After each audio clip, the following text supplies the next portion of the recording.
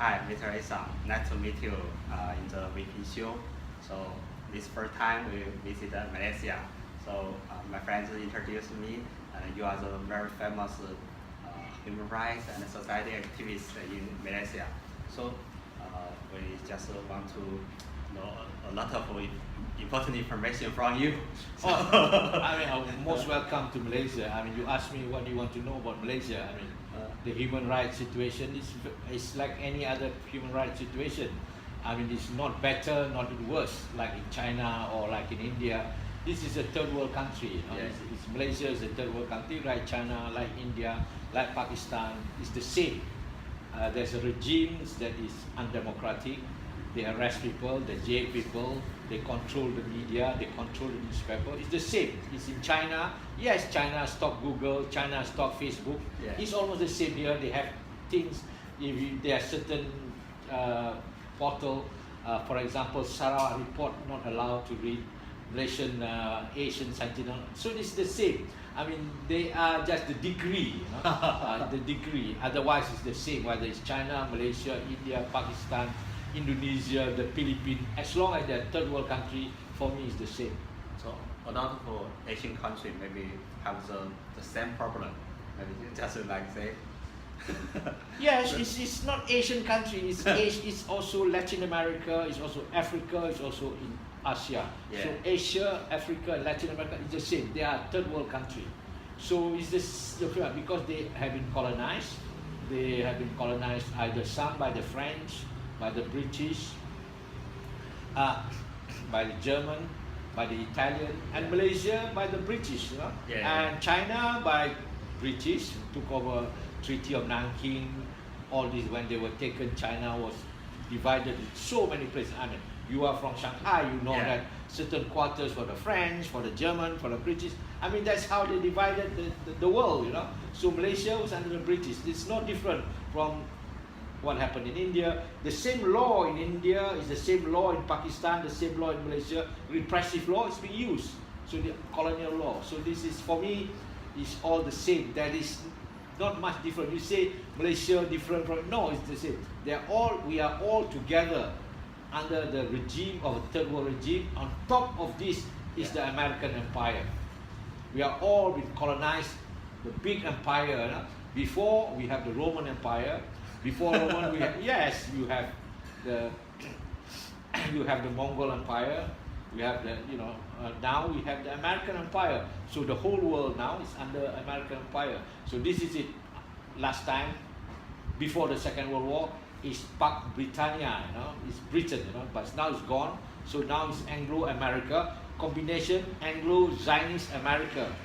American, Britain, and the Israeli. These are all the power in the world. So now in this world, the United States is very, very important for the whole world, right? For the balance of this world. So this is why this year the president election in the United States all the world pay more attention about who will be the next president, Donald Trump or Hillary Clinton. Maybe this. No, I don't think so. To be honest with you, Malaysian. Not many people. Well, they know there's an election coming in America. Yeah. But not many people really follow it in detail. Okay. Of course, they know Hillary Clinton was once as the wife of a former president. Then they know that Donald Trump is very wealthy, he's a billionaire. Otherwise, superficial. But for me, between Democrat and Republican, is between Coca-Cola and Pepsi-Cola. The same thing, right? It's the same. You see, it's Burger King or McDonald's. It's the same. So that's not different. So for me, it's but this time, I fully supported Donald Trump. Wow. I know. He's racist. He's anti-immigrant. Yes, but at the same time, he's against NATO. He's not so sympathetic to NATO. And he's willing not to pay for the NATO, and he's also not anti-Russia, he's not anti-China. He said that why should we become their enemy? We should be doing trading with them. So this is the policy, the different policy. And I hope that he got elected then we could see a new world. But if Hillary Clinton elected, there might be a world war, you know. You remember, I came, I saw he died when he went to Benghazi about Libya, Muammar Gaddafi. I came, he said that I came, I saw he died. This is the Napoleon way. I came when I conquered, you know. So this was Hillary Clinton. She is a very, very dangerous lady. Yes, very dangerous, because under the cover of liberal, under the cover of democracy, and she's a woman, a feminist, you know. So this is very dangerous, you know. This is very dangerous because she can do. You just remember about Obama. He's a first black president. Yeah. Bush Senior, Bush Junior, Clinton. Combined total number of bombs that bombed the Middle East is less than what is Obama. One President Obama combined is still more. No? So this is what Obama bombed, more bomb in the world that Obama killed more people in the Middle East than these three combined presidents. So he continued the war in Iraq, he continued the war in Afghanistan, he started the war in Syria, you know? And he started the war, continued the war in Libya, you know? And this is President Obama, you know? And he's a black, you see. So skin color doesn't really matter, you know? Because Pepsi Cola, sometimes Coca-Cola, they can change color, but still the content is the same.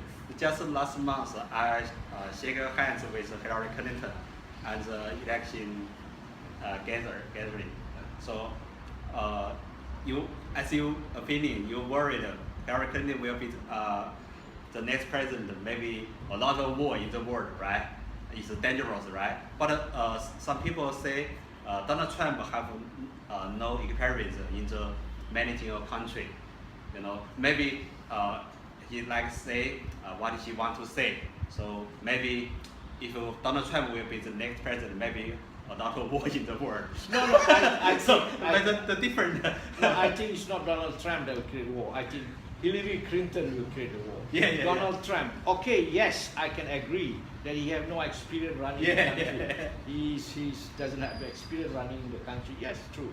But when he's elected as president of the United States of America, he will have look, all the president of America, do you sincerely think between the brain of George Bush and the brain of Donald Trump, which is a better brain? Almost similar, you know? Yeah. I mean, you understand. Yeah. I remember George Bush, when he became president for the first time, he have never been outside America. I mean, somebody have to show him, sir, this is Germany, sir, in the map. He doesn't even know. You understand?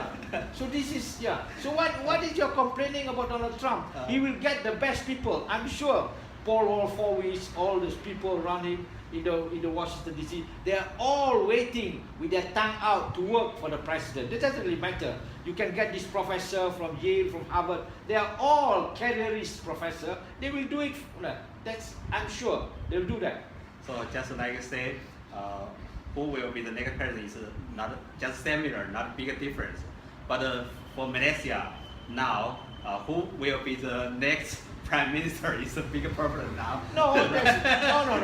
There's no big problem in Malaysia now. The problem is not who will be the next prime minister.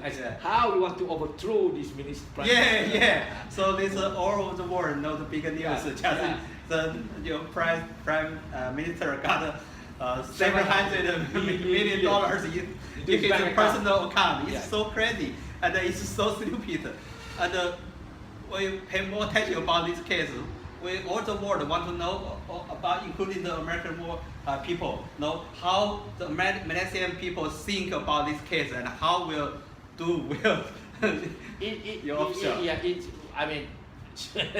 It's really, the Guardian of London came out. It's the biggest heist in the history, you know. It's just 3 weeks ago, you know. Yeah.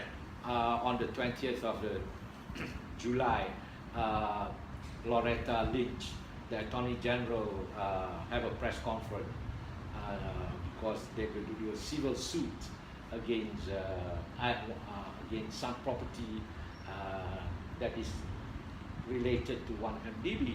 I mean, it's the world news. I mean, 1MDB has been the world news for probably 4 years, 5 years. Yeah. It's been going on.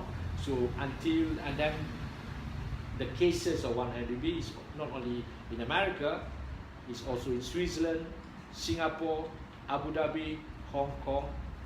So there are 4 or 5 countries, Yeah. So it's going on. So this is big. It's a global case. Yeah, global case. It's a globalist robbery. It's a global crime. Yeah. This is not small time robbery like the Great Train robbery in London. This is the biggest robbery. It's billions of American dollars. So I mean the property that is going to be confiscated in America amount to between 1 billion to 3 billion US dollars. Yeah. So that's it. And there was another 16 billion ringgit in Swiss. The Attorney General of Switzerland have said that the in and out of money to the amount of 16 billion ringgit, 4 times, I think it's around 5 to 6 billion US dollars in Switzerland. So this is it. So for us, the major issue now is not about democracy, it's not about election, it's how to overthrow this Prime Minister. The moment we overthrow him, we set up a new state, we set up what we call a transition government, maybe for 1 year, maybe for 18 months. Then this new government will appoint new election board, then we have a free and fair election. Until and unless we have this, Malaysia is slowly going downhill. Okay, so maybe people are very hungry and then want to now this Najib leave this officer seat, right? This is the first important thing, and then maybe need a sue the Najib. What? Sue. The people very angry and then need to sue the Prime Minister. I mean the people are crime. It's very important. It's dangerous. It's crime for all of the people. Yes, for the country. Yes, it is. Yeah. I mean the former Prime Minister of Malaysia, Mahathir Mohamad, have said that Najib stole the money. Yes, he's a thief. stole the money. Yeah. He's a thief. I mean, it's clear as that he's a thief, and he's involved in a lot of criminal activities. So this is the worst Prime Minister we ever had. Yeah. I mean, it's been going on. Malaysia have been ruled like China on a one party for 60 years. It's the same thing here. So that's not different. So one pretend to be democracy. We have election every 5 years. China have no election. Yeah, it's better than China. We look alike. It's the same. No same problem. thing. Okay. So as a matter of fact, I prefer no election like in China. Oh. Then you have election here because here they cheat, they lie to you. Oh. In China they don't lie to you. I rule this. It's direct. Like Donald Trump, I don't like Mexican. And here they're honest in their policy. No. I'm the ruler. You follow what I say. But here they pretend. No, we give you chance. But actually, you still have to follow what they say. So that's the difference. So you understand. So the contradiction is clear in China than the contradiction in Malaysia. So that's the difference. So in America, it's worse still. You have Coca-Cola, Pepsi-Cola. You can choose. You choose Coca-Cola this year, you choose Pepsi-Cola. Yeah. Why is it different? It's the same thing again. For donkey's years, no change, nothing. Look, in Malaysia, if election can change anything, they will ban election. So this democracy in Malaysia is not good now. Maybe no. I think it's not only democracy in Malaysia is not good enough. I think we have to again. I've been thinking seriously how to evaluate democratic process. Yeah. I was just thinking maybe representation after certain number of people, then we have representative now. Maybe 25,000, maybe 10,000. Because if more than that, there is really no personal touch between your leader and the people who you lead. Because now, how many percent people voted in America? A lot of them don't vote, So the same thing in Malaysia, maybe 70, 75%. Yeah. But then you say that the decision making is but I prefer the Chinese style. The Chinese style, yes, they do not lie to you, there's no election, but then you have discussion, small group, party colors discuss. It's better to discuss, then you don't have what is the point in having election? Finally, in the parliament, always the majority is the government. In China, the Communist Party always form majority also. So it's the same, isn't it? But we think Malaysia, the democracy is better than China now. In China, we cannot use Google, cannot use Twitter, Facebook, but now I think it's better. In China, you cannot use Google, you cannot Facebook, you cannot use Twitter. In Malaysia, it's the same. Yeah, you cannot open certain website. Sarawak Report, financial this thing, you cannot. Yes, they cannot. You cannot. They block it. Okay. And then yes, you can. There are so many websites, and then they also ban Malaysian Insider, a portal that writes them. They ban also. So a lot of people, and a lot of people have been detained and locked up in prison because they were writing something in the Facebook. So it's the same. So I know you are a famous writer in Malaysia. You cannot write anything what you want to say. You have to be very careful. Oh, very careful. Very careful, because you cannot just say anything. I've been charged. I've been charged under the Seditious Act. That means they accused me of subverting the government. So they found me guilty, and they're supposed to send me to 9 months in prison. But then I appealed, then they charged me 5,000 ringgit fine. So I found now I'm a free man.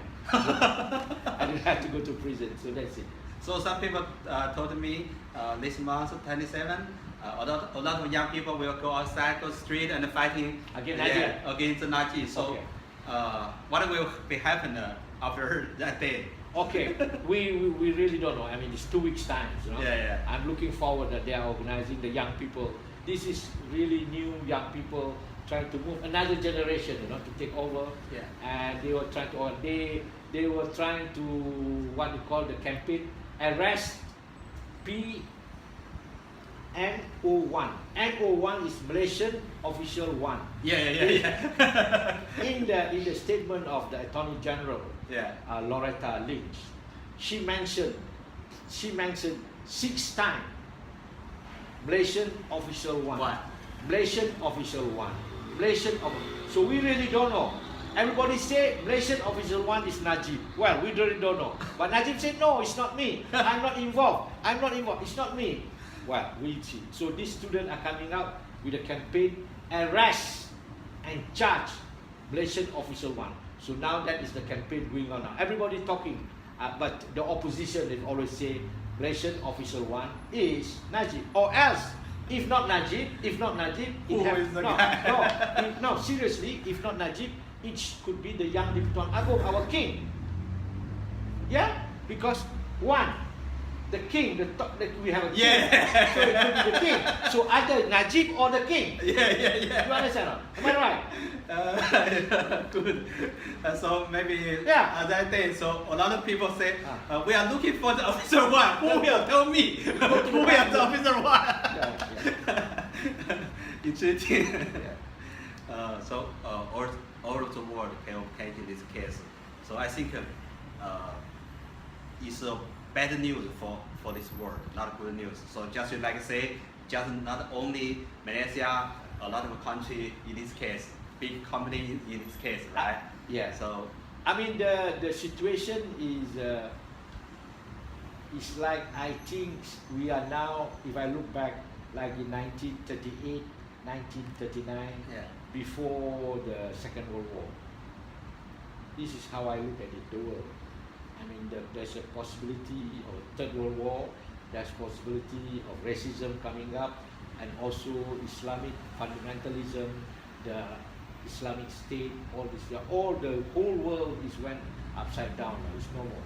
I mean, in the 60s, you have a good time, it's a rock and roll, there's the Beatles, there's the John Lennon, there's all, but now all over, so there's a lot of confusion now. I think for the next decades or so, the world is not going to be very good. I mean, we have the 3 things happening now in the world. Okay, one is the political situation, crisis all over the world. Number 2 is the economic crisis. Number 3 is the environmental crisis. So these 3 crises all came at the same time. I mean, the same thing in Malaysia. Last year there's a big flood, and then there was this haze. For almost 3 months. We are all covered in this haze. And then after that there's a flood. And then the economic crisis, the money went down, and then the political crisis. So it's the same. So I'm looking forward for year 2020, which is promised to us. Malaysia will be an industrialized modern country, but I'm not sure at all. But this world has a lot of problems, we know, just like Europe, like Middle East, the IS now is a big problem, for the world. As people know, Malaysia is a Muslim country, right? Yes. So a lot of Muslim people living in this country, and somebody told me, and maybe 10 or 15% Muslim people in this country understand or support what the IS do in this world. So this news is really new or true or not true? Yeah. And what will be happening for the Muslim world? Yeah. No, I mean, look, there's a figures, there are probably 100 or so Malaysian now in Syria. Yeah. Several of them have been killed. And they went there to participate in the so-called jihad, fighting in the name of Allah, the God. Yes, I don't know how many percentage that people support. Yeah, there are people who supported this thing. But at the same time, as we are talking, there are a lot of religious sermons all over the country, and this is situation. So these are all time bombs being created, So I don't know when it's going to explode, because we have this economic crisis, we have this political crisis, we have this prime minister who is corrupt, who is involved in a lot of scandal, who is involved even in murder cases, So this is all contribute to the situation. It doesn't help, You understand? It doesn't really help for us to challenge the IS ideology or the Islamic fundamentalist ideology, the extremist ideology, So because then the Prime Minister himself is involved in such a bad thing too, $700 million went into his bank account. I mean, what's the difference between an IS, killing somebody in Kirkuk, So it's so crazy. I know. So, as you think, as you are a famous Muslim activist, right? Yeah. Just some Muslim people maybe easy angry, right, about the war against America. So maybe people in America or in China or in another country will afraid maybe in the near future the IS maybe have a big war with the whole world, whole Western world. This is a big problem. Maybe the third world war. So very, very worried in this case. So how do you think this? I must correct you. I'm not a Muslim activist. Okay. I'm cultural Muslim. I'm cultural Muslim. I mean, I'm not a Muslim activist. So that's wrong. I have to correct you on that. Thank you. Okay. Well, today I read an article to say that the State Department have said, one of the general have said that the IS guerrilla have now maybe less 15,000 lot left. So they are now around Aleppo, in Syria. Yeah. So those are the places. But the thing is that those are their soldiers, What is most important is in the country like Malaysia, in the Philippines, in Indonesia, in India. If this government, if this government, Malaysian government, is democratic and a just government, you understand? An honest, just government, this thing will never develop. Everything is fine. Don't worry. So don't worry. So you understand? If I were given a chance to debate openly, to write openly in the newspaper, okay, this is the ideology. No, I can't. So they went in They went into secretly, so that is dangerous, you understand? So if you are not open and democratic, it's very dangerous, you understand? So the danger comes because this government is giving an atmosphere, fertile ground for these people to develop, because you yourself are undemocratic, you yourself are repressive, so they will thinking, yes, this is the world created by this government, I will create another world this is how it will be. So that is what it's all about, you see. So until this government become a better government, an honest government, a Muslim honest government, then nothing can happen, So Indonesia is the same, Philippines have problem with the Muslim, Malaysia have problem. So all these are big Muslim countries. And in Thailand they have a Muslim, 4 provinces are Muslim. They repress the Muslim, So that's why if you allow them their right, nothing will happen.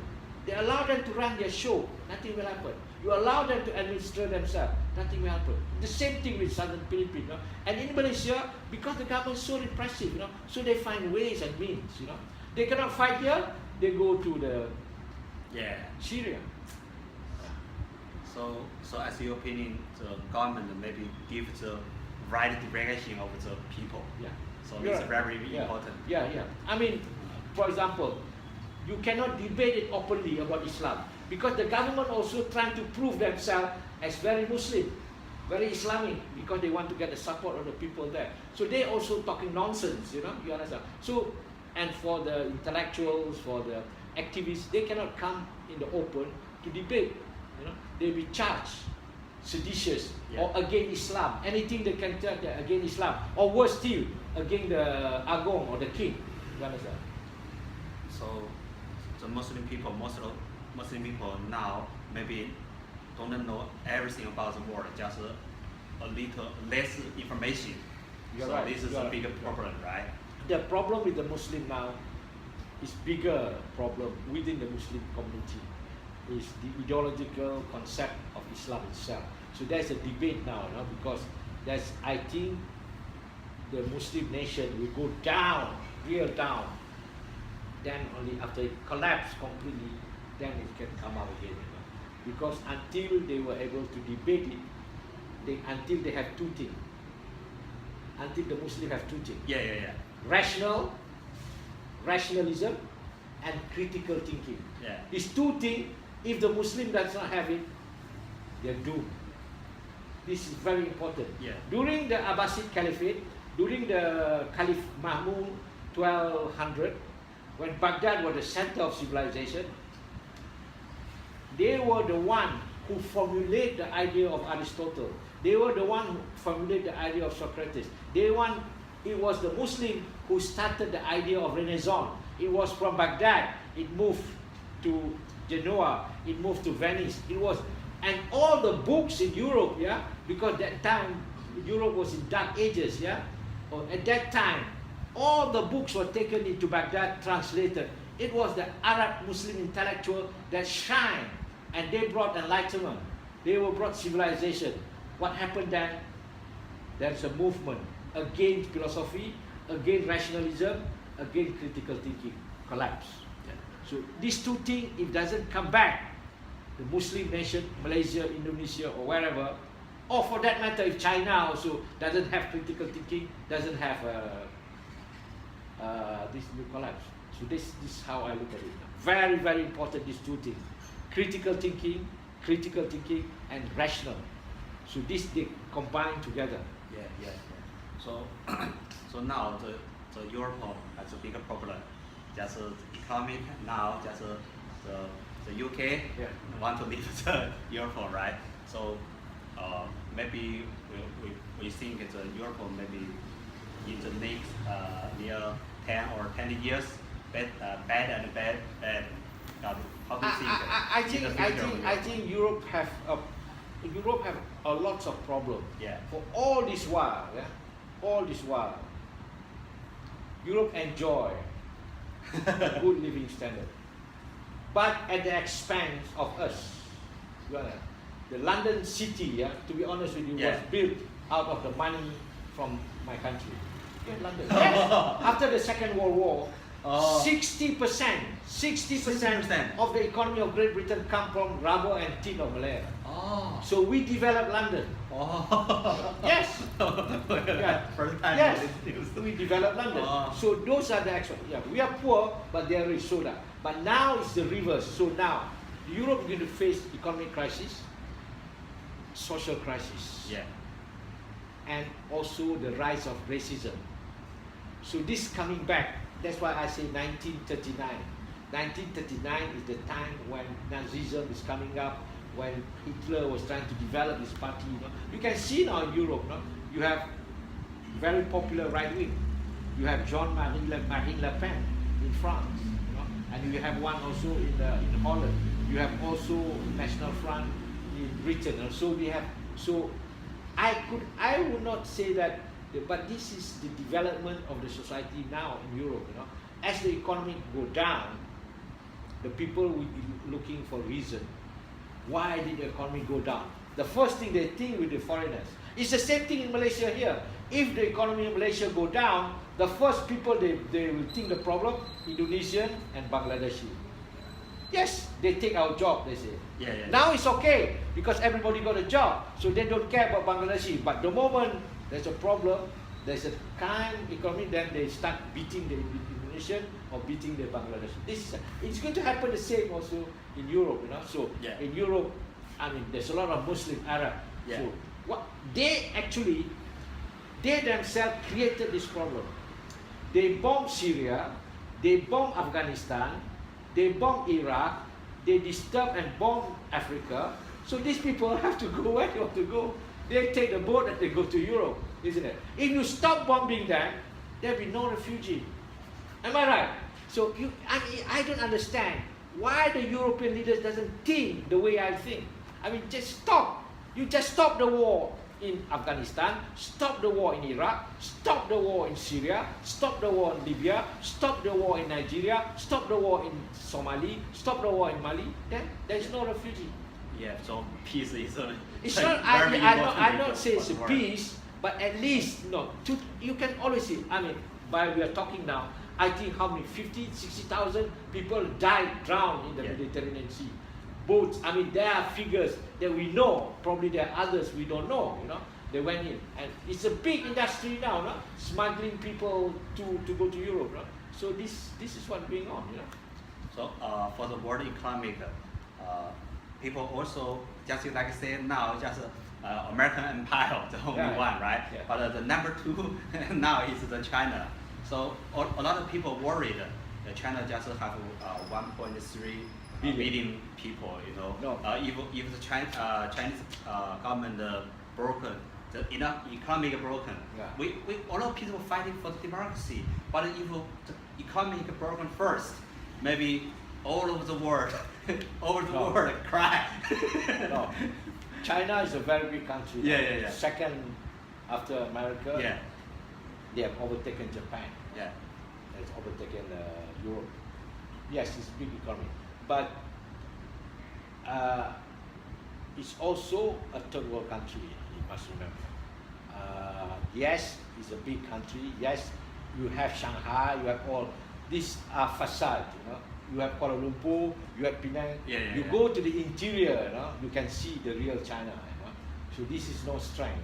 So in terms of military, I do not think so.